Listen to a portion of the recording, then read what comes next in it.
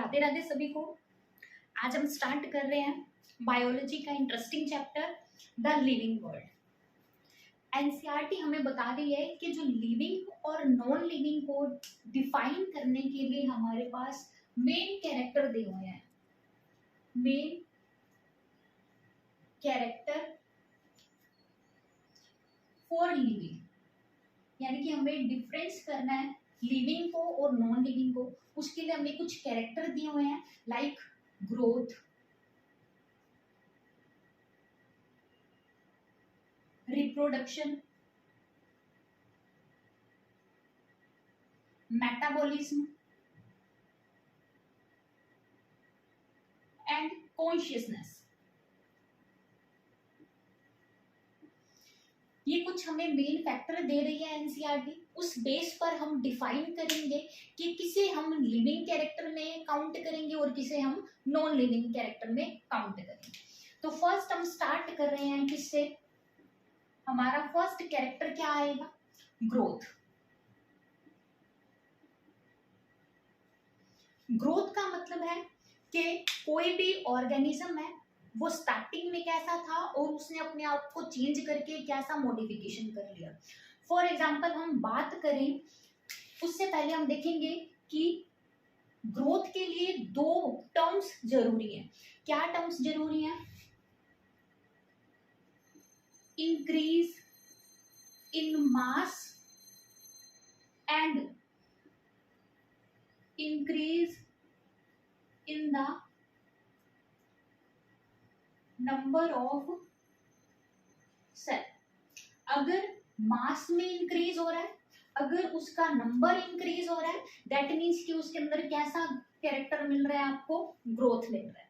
अगर हम बात करें किसकी, लिविंग की, अगर हम बात करें किसकी, लिविंग की बात करें, तो एक स्टार्टिंग में आपको दिया हुआ है क्या है, एक चाइल्ड है। स्टार्टिंग में आपको क्या दिया हुआ है, एक चाइल्ड है। अब ये चाइल्ड क्या करेगा, कुछ टाइम के बाद अपने आप में ग्रोथ करेगा और अपना मास क्या कर लेगा, इंक्रीज कर लेगा। यहाँ पर क्या हो रहा है, मास मेनली यहाँ पर क्या हो रही है, ग्रोथ हो रही है। ग्रोथ का मतलब यहाँ पर क्या आएगा, उसका मास क्या हो रहा है, इंक्रीज हो रहा है। किसकी बात कर रहे हैं हम, लिविंग की बात कर रहे हैं। लिविंग के अंदर एक चाइल्ड था, उससे उसका मास क्या हो गया, इंक्रीज हो गया। यानी कि इसके अंदर क्या टर्म आ गई कि मास में इंक्रीज होना मतलब उसके अंदर क्या हो रही है, ग्रोथ हो रही है। अब देखिए कि ये चाइल्ड छोटा था और ये क्या हो गया, बड़ा हो गया। इसका मतलब ये तो नहीं है कि इसके ऊपर मैल जम रही है तभी ये इसका मास क्या हो गया, इंक्रीज हो गया। यहाँ पर क्या मिलेगी आपको, इंटरनल ग्रोथ। इंटरनल ग्रोथ का मतलब क्या मिलेगा कि यहाँ पर सेल ने क्या किया, डिवीजन किया और उसके बाद उसका क्या होगी, ग्रोथ स्टार्ट होगी। तो कैसी ग्रोथ मिलेगी हमें इसके अंदर, इंटरनल ग्रोथ मिलेगी। अगर वहीं पर हम किसकी बात करें, नॉन लिविंग की बात करें, अगर हम नॉन लिविंग की बात करें तो एक सैंडी माना कि एक रेत का ऐसा टीला बना हुआ है जिसके ऊपर क्या आ रही है, धीरे धीरे सैंड इंक्रीज कर रही है। इट मीन्स कि यहाँ पर इसका मास क्या हो गया, नंबर क्या हो गया, इसका बढ़ गया। यहाँ पर क्या हो गया, इसका नंबर क्या हो गया, बढ़ गया। अगर नंबर बढ़ रहा है और मास बढ़ रहा है तो मतलब उसके अंदर क्या हो रही है, ग्रोथ हो रही है। तो नॉन लिविंग भी क्या शो कर रहे हैं, ग्रोथ शो कर रहे हैं। बट ये कैसी ग्रोथ शो कर रहे हैं, एक्सटर्नल ग्रोथ शो कर रहे हैं। कैसी ग्रोथ शो कर रहे हैं, ये एक्सटर्नल ग्रोथ शो कर रहे हैं। तो हम एक कैरेक्टर पर पहुंच गए कि जो ग्रोथ है वो लिविंग में भी होती है और नॉन लिविंग में भी होती है। इसलिए हम कह सकते हैं कि ग्रोथ क्या हो जाएगा, एक नॉट डिफाइनिंग फैक्टर है। ग्रोथ क्या हो जाएगा, एक नॉन डिफाइनिंग फैक्टर है। यानी कि हम ग्रोथ के बेस पर डिफाइन नहीं कर सकते लिविंग में और नॉन लिविंग में। यानी कि ग्रोथ दोनों में शो करेगी, लिविंग में भी शो करती है और नॉन लिविंग में भी शो करेगी ग्रोथ। ठीक है। अब हम अगर बात करें किसकी, यूनिसेलुलर की और मल्टी सेलुलर की बात करें, यूनिसेलुलर और मल्टी सेलुलर की बात करें। अब हमने क्या देखा, मल्टी सेलुलर देखा। अगर हमने क्या देखा, मल्टी सेलुलर की बात कर रहे हैं, मल्टी सेलुलर ऑर्गेनिज्म कैसे हो गए, जैसे हम हैं, हमारे अंदर मल्टी सेलुलर का मतलब है कि यहाँ पर ग्रोथ और रिप्रोडक्शन, ग्रोथ एंड जो रिप्रोडक्शन है वो क्या होंगे, एक सेपरेट है। कैसे है, सेपरेट है, यानी कि ग्रोथ होगी, फिर एक टाइम पीरियड आएगा रिप्रोडक्टिव फेज, उसके बाद क्या स्टार्ट हो जाएगा, रिप्रोडक्शन स्टार्ट हो जाएगा। मतलब कि ग्रोथ और रिप्रोडक्शन दो डिफरेंट कैरेक्टर आ गए, किसके अंदर, मल्टी सेलुलर के अंदर। लेकिन वहीं पर हम अगर बात करें किनके बीच में, यूनिसेलुलर के बीच में, यूनिसेलुलर ऑर्गेनिज्म में क्या होगा, यूनिसेलुलर ऑर्गेनिज्म में एक मान लो एक बैक्टीरिया था या कोई भी ऑर्गेनिज्म था, इसने क्या किया, अपना मास इंक्रीज किया, मास इंक्रीज करते करते वो क्या हो जाएगा, टू पार्ट्स में क्या हो जाएगा, डिवाइड हो जाएगा। ग्रोथ करते करते क्या हो गया, उसके अंदर रिप्रोडक्शन हो गया।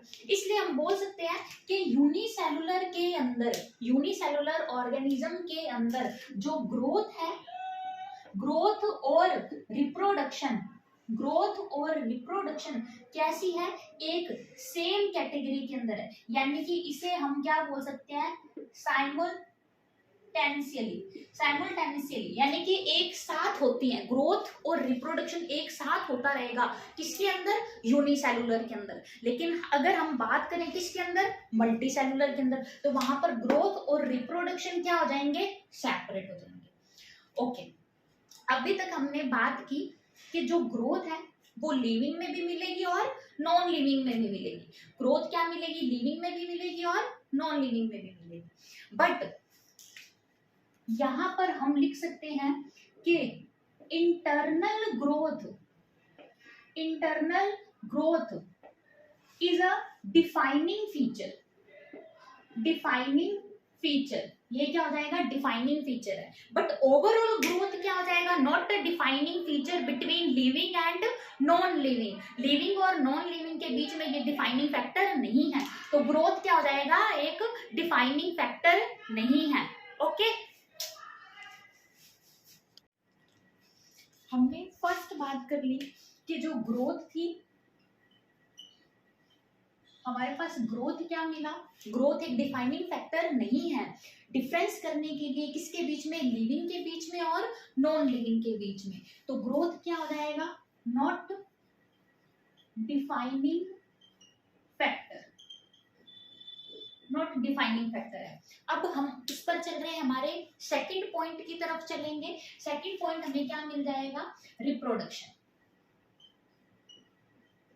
सेकंड पॉइंट हमें क्या मिल रहा है, रिप्रोडक्शन। अब देखिए, रिप्रोडक्शन कितने टाइप्स का मिलेगा हमें, टू टाइप्स का मिलेगा। कौन कौन सा, किस टाइप का, sexual reproduction and asexual reproduction. Bacteria से लेके, यानी कि स्मॉलेस्ट ऑर्गेनिज्म बैक्टीरिया से लेकर जब मल्टी सेलुलर ऑर्गेनिज्म यानी कि एलिफेंट तक क्या करते हैं, रिप्रोडक्शन। रिप्रोडक्शन का मीन क्या मिलेगा हमें, क्या करना, प्रोड्यूस करना। क्या प्रोड्यूस करना, ऑफस्प्रिंग्स प्रोड्यूस करना। सेम अपने जैसे क्या प्रोड्यूस करना, ऑफस्प्रिंग प्रोड्यूस करना, उसे क्या बोलेंगे, रिप्रोडक्शन बोलेंगे। अब जितने भी लिविंग है वो सभी क्या करते हैं, रिप्रोड्यूस करते हैं। जितने भी लिविंग मिलेंगे वो सारे क्या करेंगे, रिप्रोड्यूस करेंगे। बट अगर हम बात करें किसकी, म्यूल की, किसकी बात करें, म्यूल की बात करें, म्यूल एक हाइब्रिड है जो किससे मिलकर बनेगा, मेल डोंकी से और फीमेल, यानी कि फीमेल में क्या आ जाएगा, हॉर्स आ जाएगा। इन दोनों के हाइब्रिडाइजेशन से हमें क्या मिल जाएगा, म्यूल मिल जाएगा। बट जबकि ये जो म्यूल होएगा ये कैसा होएगा, स्टेराइल होगा। कैसा होएगा, स्टेराइल होगा, यानी कि ये आगे रिप्रोड्यूस नहीं कर सकता।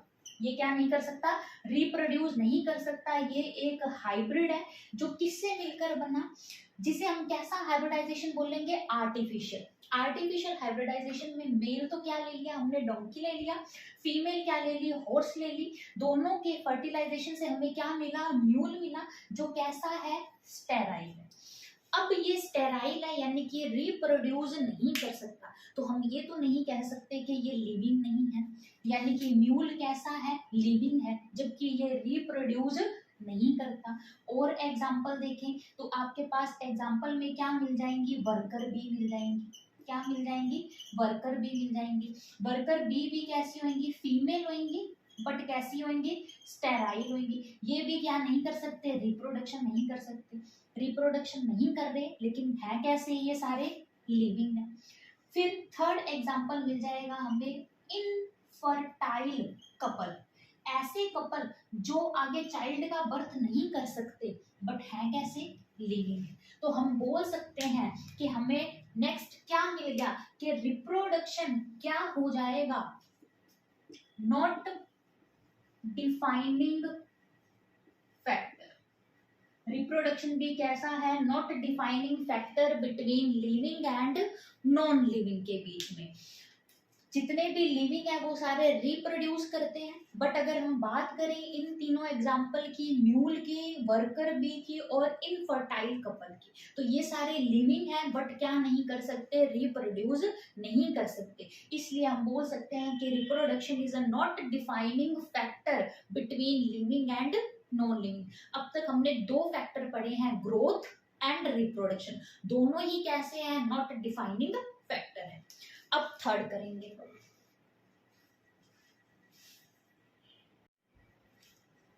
हमारे पास फर्स्ट फैक्टर आया ग्रोथ, सेकंड फैक्टर क्या आया, रिप्रोडक्शन, दोनों ही डिफाइनिंग फैक्टर नहीं है। थर्ड फैक्टर आया हमारे पास क्या, मेटाबॉलिज्म। थर्ड फैक्टर क्या है, मेटाबॉलिज्म। मेटाबॉलिज्म क्या होता है, जितनी भी हमारी बॉडी के अंदर क्या आएंगे, chemical reactions, all chemical reactions, हमारी बॉडी के अंदर जितने भी केमिकल रिएक्शंस हैं जिन्हें कंबाइनली क्या बोला जाएगा, मेटाबॉलिज्म बोला जाएगा। फॉर एग्जांपल हम कहें कि ये एक बड़ी चीज थी ए, ये क्या हो गई, टूट कर टू पार्ट्स में डिवाइड हो गई, छोटी छोटी, किसके अंदर, बी में और सी में। अब इसे हम क्या बोलेंगे, जब एक बड़ी चीज डिवाइड होकर छोटी चीज में डिवाइड हो जाएगी तब इसे हम बोलेंगे क्या, कैटाबॉलिज्म।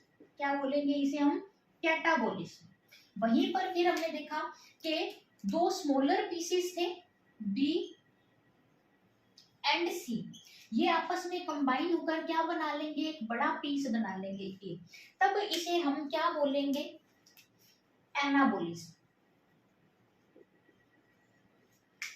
यानी कि जितनी भी केमिकल रिएक्शंस हैं वो टू टाइप्स की हैं, कैटाबॉलिज्म और एनाबॉलिज्म, जिन्हें कंबाइनली हमने क्या बोल दिया, मेटाबॉलिज्म बोल दिया। तो मेटाबॉलिज्म क्या हो जाएगा, metabolism is a defining factor inside the cell. अगर सेल के अंदर ये प्रोसेस चल रही है, यानी कि जितनी भी केमिकल रिएक्शंस अगर सेल के अंदर चल रही हैं तब उसे क्या बोलेंगे, मेटाबॉलिज्म बोलेंगे। और मेटाबॉलिज्म क्या हो जाएगा, डिफाइनिंग फैक्टर हो जाएगा, डिफरेंस करने के लिए किसके बीच में, लिविंग के बीच में और नॉन लिविंग के बीच में। हम एक टर्म्स बोल सकते हैं कि बाहर भी क्या चल रही है, हमने लैब के अंदर केमिकल रिएक्शंस करवाई तो हम उसे भी डिफाइनिंग फैक्टर बोल देंगे, नहीं बोलेंगे, क्योंकि डिफाइनिंग फैक्टर कब होएगा, जब कहाँ चल रहा होएगा, सेल के अंदर चल रहा होएगा। यानी कि क्या मिलेगा, सेल्यूलर ऑर्गेनाइजेशन, सेलुलर ऑर्गेनाइजेशन मिल रहा है तभी वो डिफाइनिंग फैक्टर है। यानी कि सेलुलर ऑर्गेनाइजेशन भी कैसा हो जाएगा, एक डिफाइनिंग फैक्टर हो जाएगा, किसके बीच में, लिविंग के बीच में और नॉन लिविंग के बीच में। यानी कि मेटाबॉलिज्म कैसा है, एक defining factor, metabolism defining factor है, सेलुलर ऑर्गेनाइजेशन भी कैसा मिलेगा हमें, डिफाइनिंग फैक्टर मिलेगा। अब लास्ट फैक्टर देखते हैं हम, कौन सा, कॉन्शियसनेस।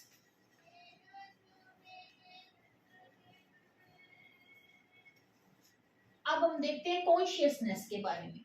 कॉन्शियसनेस क्या है, हमारा फोर्थ फैक्टर आ जाएगा क्या, कॉन्शियसनेस। कॉन्शियसनेस मतलब होएगा कि हम कोई भी स्टिम्युली हमें मिल रही है उसके अगेंस्ट हम क्या कर रहे हैं, रिस्पॉन्स कर रहे हैं। अब किसी ने हमें एक थप्पड़ मारा तो हम उसके अगेंस्ट क्या कर देंगे, थप्पड़ मार देंगे, या फिर क्या करेंगे, कोई रिएक्शन शो करेंगे कि हाय बड़ी तेज लग गया थप्पड़। तो हम कोई भी क्या कर रहे हैं, आगे से रिस्पोंड कर रहे हैं, तो वो क्या है, कॉन्शियसनेस है। अब अगर हम बात करें यानी कि क्या शो करना, रिस्पॉन्स शो करना। अगर रिस्पॉन्स शो कर रहे हैं इट मीन्स कि क्या है, उसके अंदर कॉन्शियसनेस है। अब प्लांट्स है, अगर हम प्लांट्स की बात करें तो प्लांट्स भी क्या करते हैं, रिस्पॉन्स देते हैं, बट उनका रिस्पॉन्स किसके अगेंस्ट मिलेगा आपको, टेम्परेचर के अगेंस्ट मिलेगा, सोइल के अगेंस्ट मिलेगा, वाटर के अगेंस्ट क्या करेंगे, वो क्या शो करेंगे, रिस्पॉन्स शो करेंगे। बट जितने भी नॉन लिविंग है, नॉन लिविंग के अंदर रिस्पॉन्स शो नहीं होता, नॉन लिविंग के अंदर रिस्पॉन्स शो नहीं होता। ये रिस्पॉन्स ओनली कौन शो करते हैं, जो भी क्या होंगे, लिविंग होंगे।